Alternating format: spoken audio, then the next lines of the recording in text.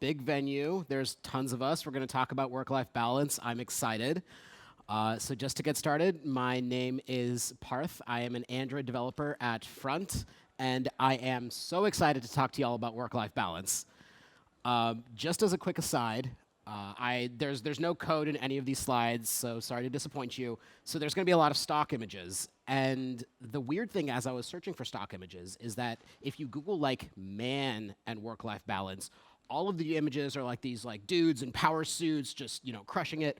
And there's very few images of men with regards to their families with work-life balance. You Google woman and work-life balance, and it's like women who are cooking and dealing with the baby and all of this really gendered nonsense. So I found the one image that I could find of a dude with a family and like some notion of work-life balance. We're not gonna unpack why the family is smaller than the other icons. We're just gonna leave that as an exercise to the reader. So. That is a link to the slides in case you want to follow along. I will also tweet out the link at the end in case you don't feel like typing in a bit.ly link. But just as a quick audience poll, just to get started, if you were to be asked in an interview the standard behavioral question of, tell me a strength of yours, how many of you would feel comfortable answering, one of my strengths is work-life balance? Raise your hands. OK, there's like 4 of you. That's great. For the rest of you, that's what this talk is going to be. So congratulations, you're in the right place. Now, I'd like to watch a quick clip from WWDC 19. I know this is an Android conference. Yeah, there's going to be audio. Sorry, I pulled a fast one on you. I'd like to thank everyone that worked so hard at Apple on all of the products that you saw this morning. These guys have given up their nights and weekends from their families and so on and so forth, and many of these innovations are years in the making. So thank you. Let's give them a round of applause. Nights and weekends. So we're going to get back to that in just a second, but I think first it's necessary to define what I mean by work-life balance. And I think this definition is a good way to start. The state of equilibrium in which the demands of personal, professional, and family life are equal. I think this is useful because it says that there's not this dichotomy between work and life, like the name work-life balance suggests, that these 3 parts, right, where we're all composed of all of these different elements. I dislike it because it implies that all 3 are given equal weight, which, let's be honest, is not really the case. But it's a good place to start. So kind of going back to this clip of Tim Cook thanking everyone for giving up their nights and weekends, I think it's pretty wild that he got up on stage and just admitted that Apple had such poor planning that people were forced to spend their nights and weekends working to ship these features. My personal opinion on the matter is that if it's not an emergency and I'm working off hours, something has gone very, very wrong from a planning perspective. All right, so here's our agenda for the rest of the talk. The first step is we're going to be mean to Apple, so I think we can check that off. And then we are going to go through a quick self-assessment. We are going to talk about how to make better choices and build better balance. We will hopefully have time for a little bit of Q&A, and then afterwards, I expect everyone to go and text their managers and say, hey, I want to talk about how I want to build better work-life balance. Great. All right, so just to get serious for a second, I'm not a doctor, and this talk is not a diagnosis. If you're feeling depressed, if there's stuff that's like truly not going right in your life, I really discourage you from taking advice from a guy on stage with a PowerPoint slide. That's like not a good idea. I do encourage you to go and talk to a mental health professional or a community group or someone who can give you like specialized help for you. Part of work-life balance is self-care, and mental health and taking care of your mental health is part of that self-care. So just going to put that out there. Moving right along, let's do a quick self-assessment. Since we have these ideas of like what might contribute to our work-life balance, let's take stock in ourselves and do a little bit of reflection and see where we currently are from a starting point. So you can, wow, that QR code is big. You can pull out your phones, you can grab your laptops, the link and the QR code go to the same place. We are going to do this quick quiz. I didn't create this quiz, so if it crashes, it's not my fault. And we're going to go through this exercise of taking stock of our work-life balance. So we're going to do this thing called a balance wheel. And what you do is you go through these 10 different sections, and for each one you say, how much time you're currently allocating. 0 meaning I am allocating no time, I don't care about this thing at all, and 10 being, this is the thing of the utmost importance in my life. Now, this isn't what you want the world to be. This is what your world currently is. So I'll wait for a couple minutes for everyone to get going on this, because it takes about 30, 40 seconds. So, oh, did the site crash? Nice. We hug of deathed it. So just imagine that you took this. I should have. It would have been a good idea for me to have a slide with all of the names, so you could just think through everything. But that's okay. We'll go with it. How many people, just raise of hands, how many people actually got through all of it? Oh man, we crashed it. Okay, all right. So I guess the other way to do this is think about what areas of time you're allocating to your life right now, family, work, personal life, friends, health. There's all of these components of who we are. And regardless of where we are right now, the fact that y'all are here means that maybe you want to make a change.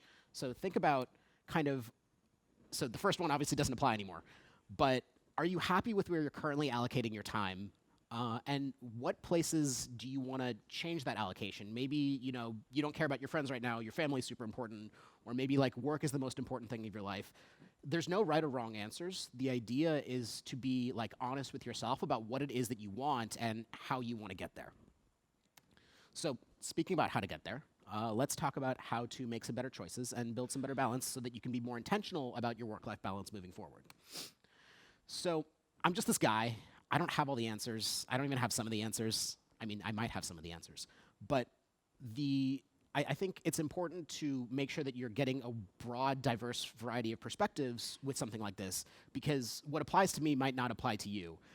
I don't have any kids, and work-life balance changes drastically for someone who has kids. So I decided to ask some of my friends who are Android developers in the community, and I surveyed them approximately, what are there, 5 people up there? I surveyed 5 people. Actually, a couple more, but they didn't make it on the slide. And I asked them about their work-life balance, whether they have kids, whether they don't have kids. And so I just want to give a perspective of who these people are and kind of what perspectives they bring. So there's some of us who are married, some of us are single, some of us are single, some of us have kids. There's men, there's women, there's people who are foreign-born, there are people who are born in the US. All of us have worked for at least 5 years at small, medium, large tech companies. Some of them are well-known, some of them aren't well-known. Most of the companies I've worked at aren't well-known, but you win some, you lose some. There's everyone from individual contributors to managers to tech leads. There's people who have had super traditional entrances into tech, like they've been working in tech their whole lives. There's people who have had a non-traditional entrance. They worked in other careers and then kind of transitioned in. And of course, there's some blind spots, as there is with every survey. Not all aspects of identity are super well represented. So, for example, no one volunteered that they are LGBTQ+, but I also didn't ask because it was a weird question to ask in a survey that I sent out in Google Doc. I only talked with folks from some ethnic minorities, and some of that represents who my network is, and some of that represents tech as a whole. Hopefully we can work on changing that a little bit, but one step at a time. And there's some, but disability is not super well represented in the survey. So what does this mean? I think it's important to recognize what blind spots there are when you're talking about a collection of opinions from a group of people, but that doesn't mean that these opinions are invalid. That doesn't mean these perspectives are invalid. I think there's a lot of wealth of information that these people can bring that I'm presenting here so that we can use that as a springboard for what we want to do in our own lives.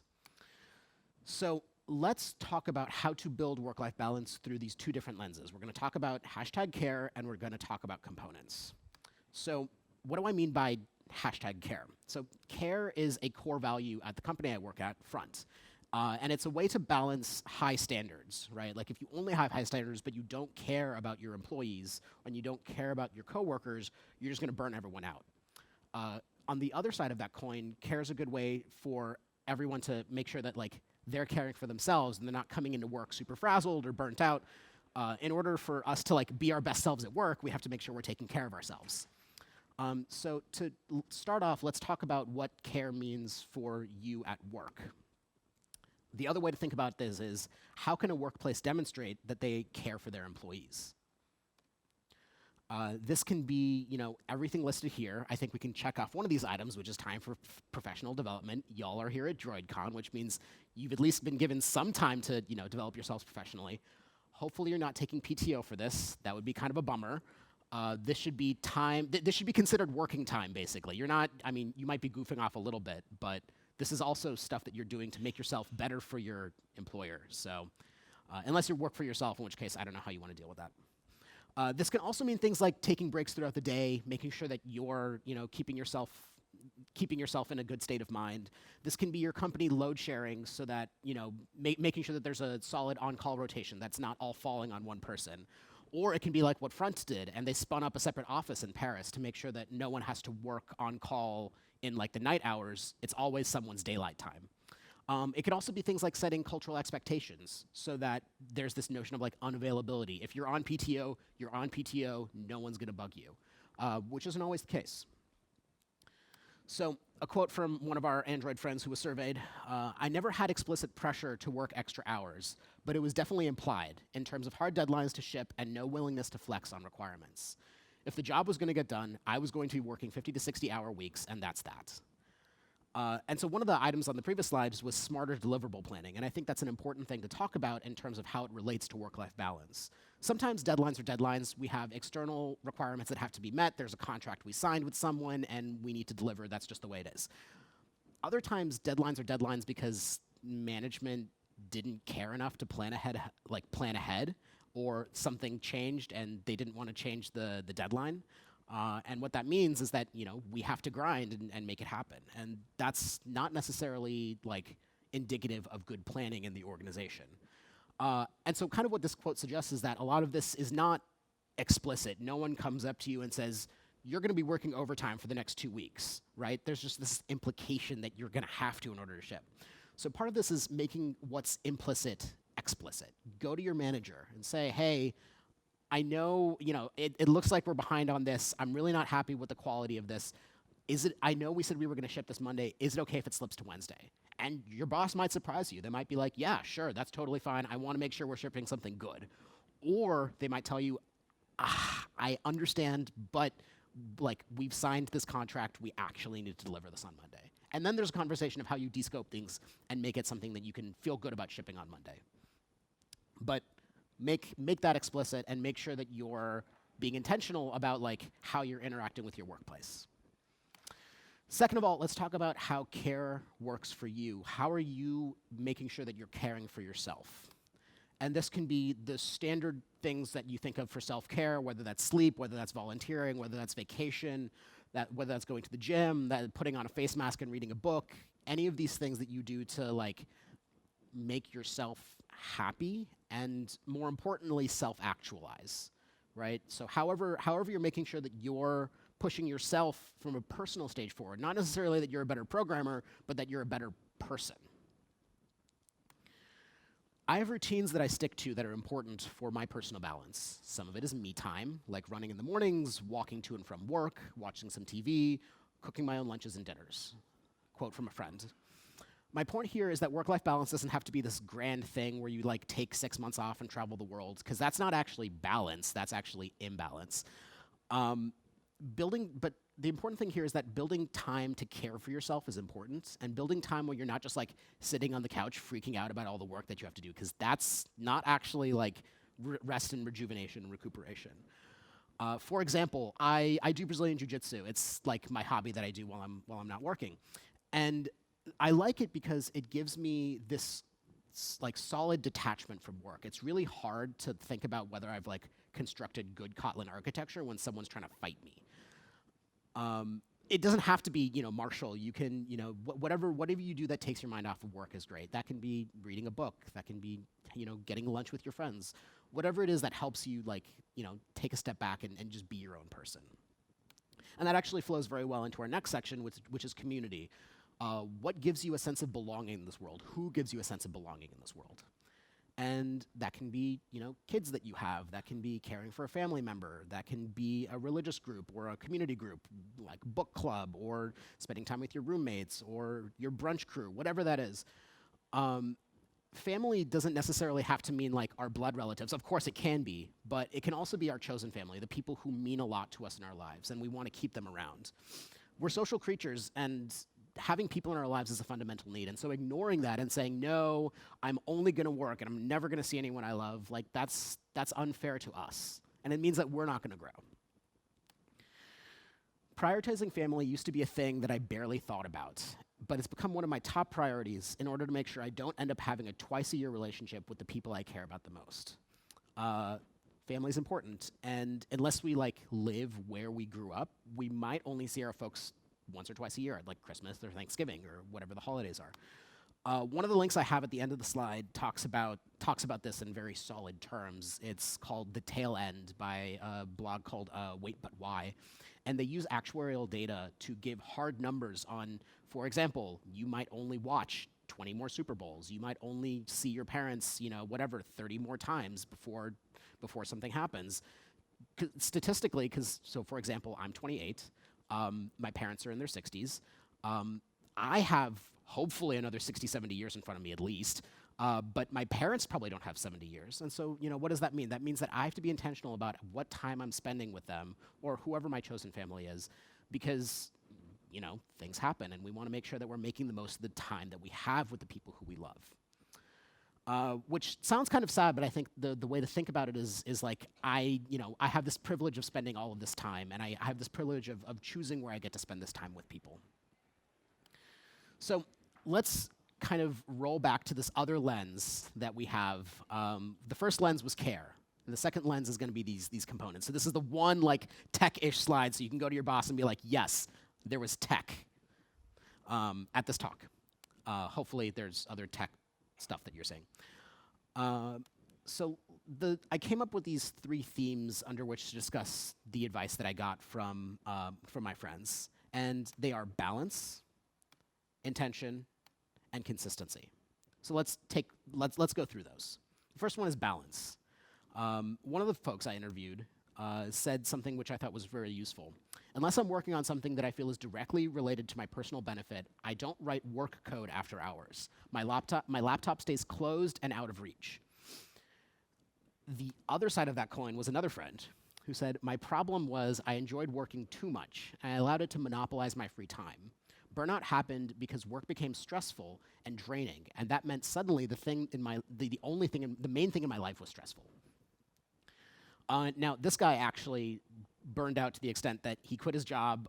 He had to, go traveling for 6 months in order to become a real person again.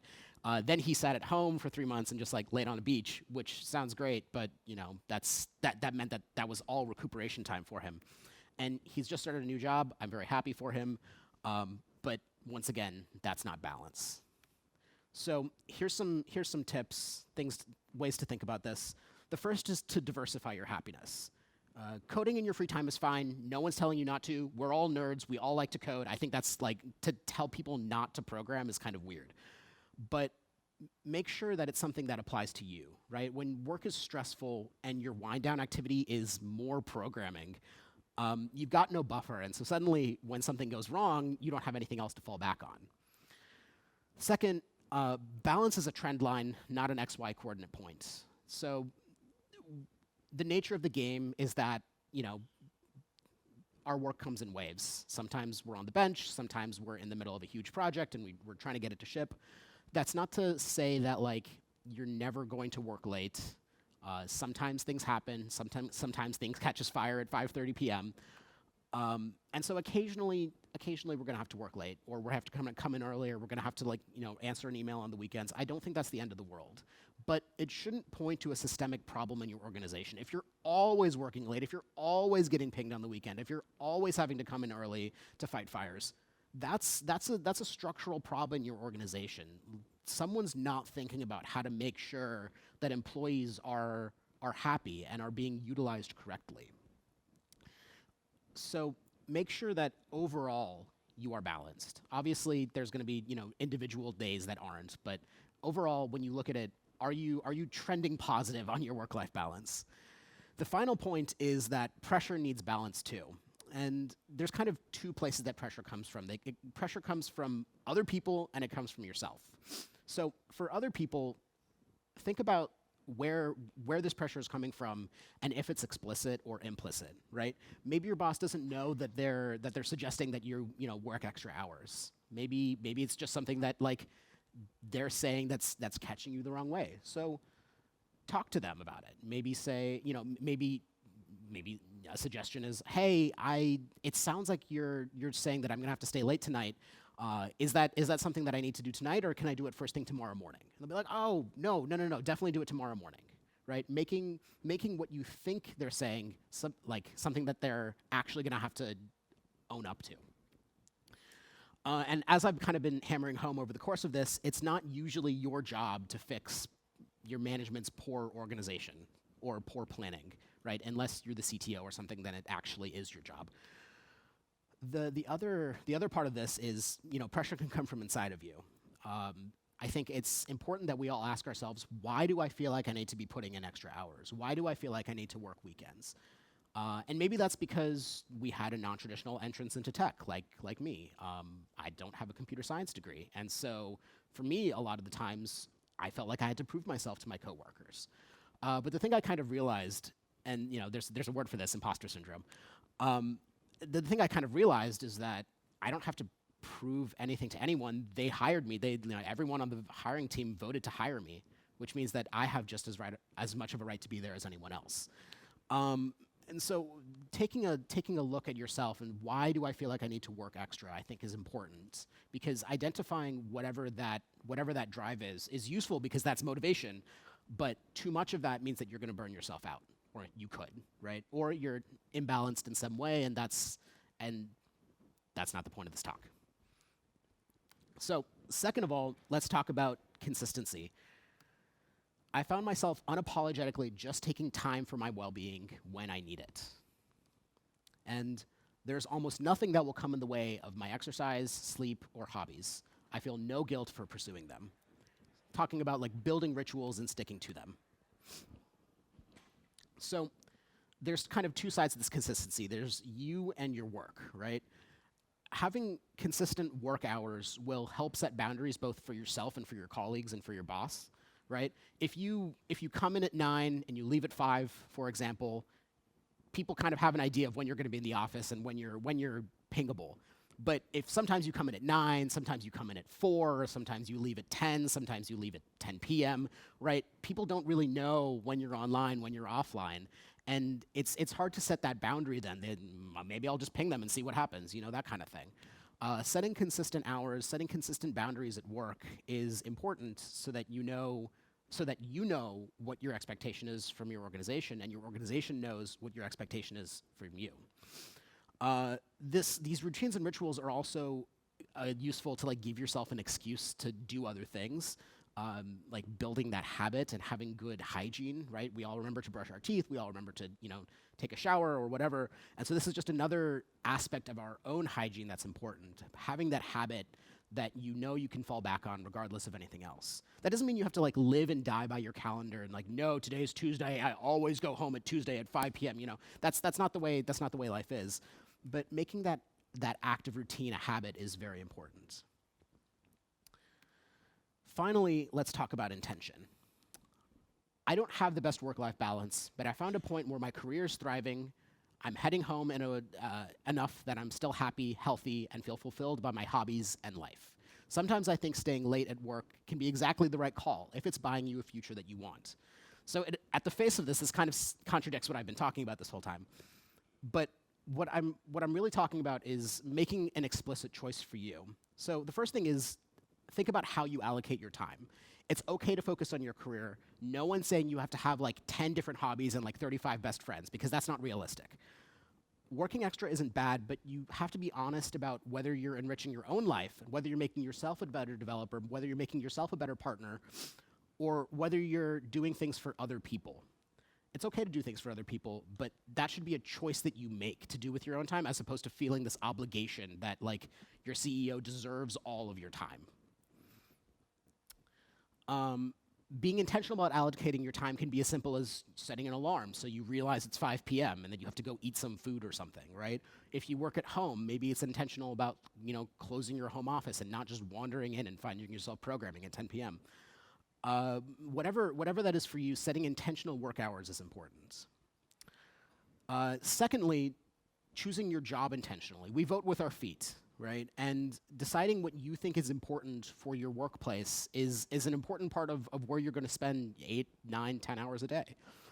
Whether that means having good remote work policies so that you can win back hours for commuting, whether that's having strong parental leave policies so that you can spend time with new family members, or management encouraging healthy work hours in general, or PTO or flexible work hours. Now, a lot of these things that I've listed are oftentimes listed as perks, but I don't think of them as perks. Perks is like having a kombucha machine in your office. Perks is not like allowing me to be a real human, right? This is a component part of the job itself. So think about what things it is that your organization offers you, and if it lines up with how you see yourself, over the next 2, 5, 10 years. And finally, make your own change. Don't contribute to an overwork culture that allows these sorts of things to propagate. Don't ping people off hours if you're working late.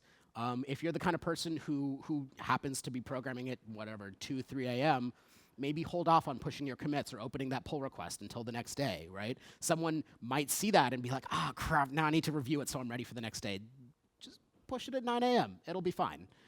And if you're in a position to publicly give praise, maybe you're a manager, maybe you're a team lead, whatever that is, remember that giving praise or spot bonuses or promotions for people who are putting in long hours might send the message that that's what you need to do in order to get a promotion, right? If you always compliment someone, hey, thank you for putting in long hours, I really appreciate that. This person stayed until 10 p.m., let's all give them a round of applause. Crap, maybe that means that I have to stay late until 10 p.m. and if I want to get a promotion. Right? We don't want that. We want people to be able to put in standard hours and still experience career progression. Burning the midnight oil is not the only way for us to become better at what we do. So maybe if you're in that position, you can talk to the person privately. You can say, hey, I really appreciated that you stayed late, to fix this issue. Next time, definitely realize that can wait until tomorrow. Or like, hey, I am sorry you had to stay late. I'm going to make sure that this sort of thing doesn't happen again so that we all can go home and see our families. And if you've forgotten everything I've said over the past 35 minutes, which is understandable, I want to leave you with this one perfect recap.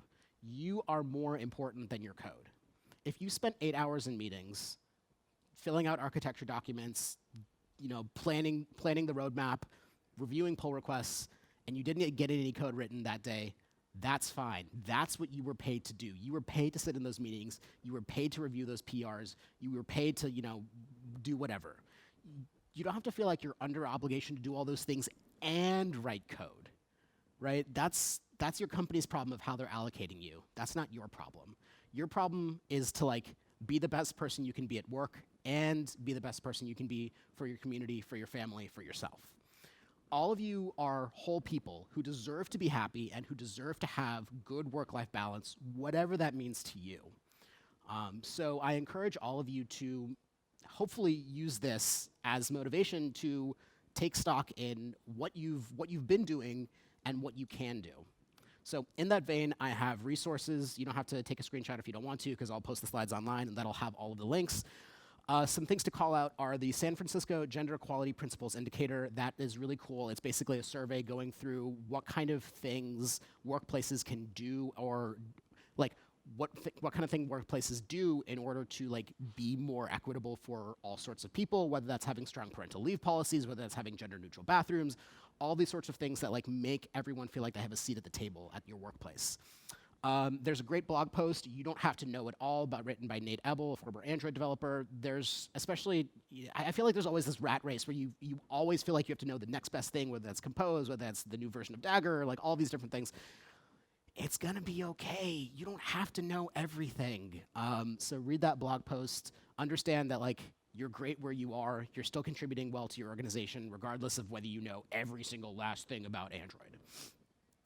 Finally, I would be remiss if I didn't point out that Front has a great link to a culture book that we've written. It talks about the values of the organization. It talks about why we have those values. In some cases, it talks about the shortcomings and how we balance out those shortcomings with other values.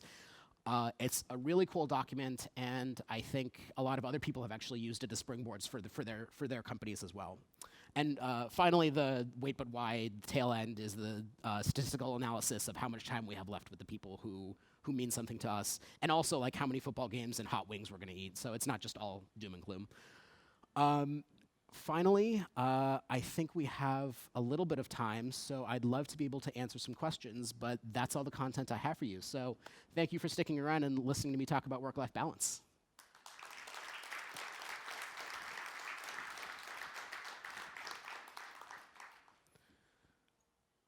So if anyone has any questions, you can just like yell at me and I'll repeat it so that everyone can hear it. Or we can just stand here awkwardly for a couple minutes. All right, sounds like we're doing the awkward one. Do you have a question?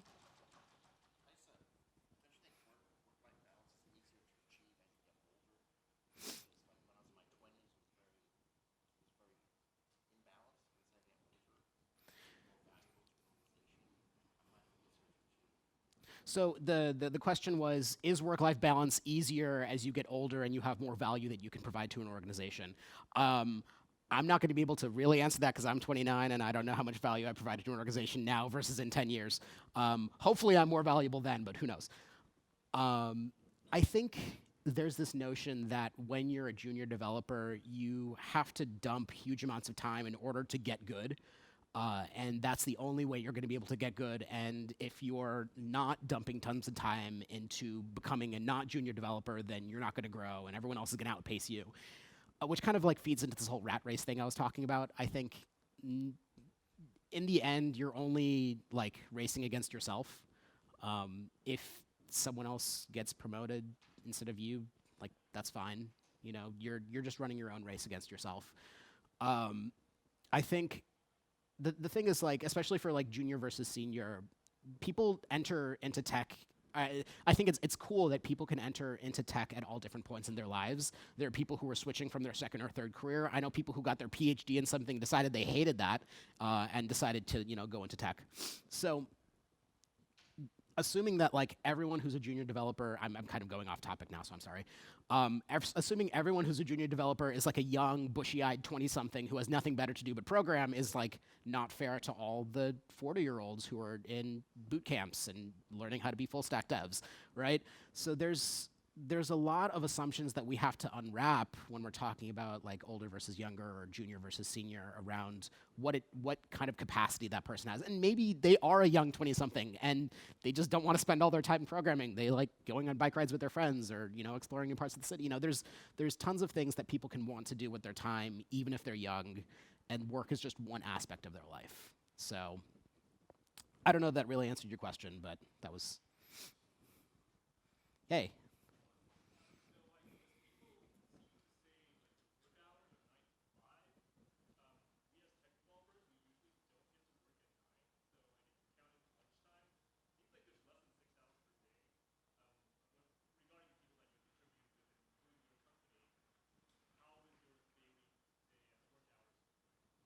So I'm actually on kind of a weird team for that because so two of the Android team members for Front are based here in San Francisco and one's based in Amsterdam. So our stand-up is actually at 9:15 a.m. And everyone's like, oh my God, 9:15. It actually isn't that bad. I'm not just saying that because Stockholm Syndrome. It's nice because it gets you in a little bit earlier. It forces you to like be intentional about when you're going to bed because you can't go to bed at 3 a.m., right? Because the next day is going to really suck. And it actually, so you finish stand-up at whatever, 9:45, and you have a solid 2 hours before lunch to get in the flow and get something done, versus when you roll up at like 10:45, right? You're like, I have like 45 minutes until I have to get to lunch. Let me just like screw around for a little bit. I'm not advocating you screw around at work, but it happens. I think I talk about 9 to 5 because like that's the standard work day. Obviously, core hours for different organizations are different. I know some places that say, just please be in the office from like noon to 3 and everything else is your choice. Obviously, it depends on where you work and what the setup is, but making sure that wherever you are, you feel like you're giving enough time to your organization, but you're not giving all of your time, right? You have to make sure that you're paying yourself first, and you're doing good things for yourself and also for the company that you work at. How are we doing on time? Okay. Maybe time for one more question, and then we'll wrap it up. Go for it.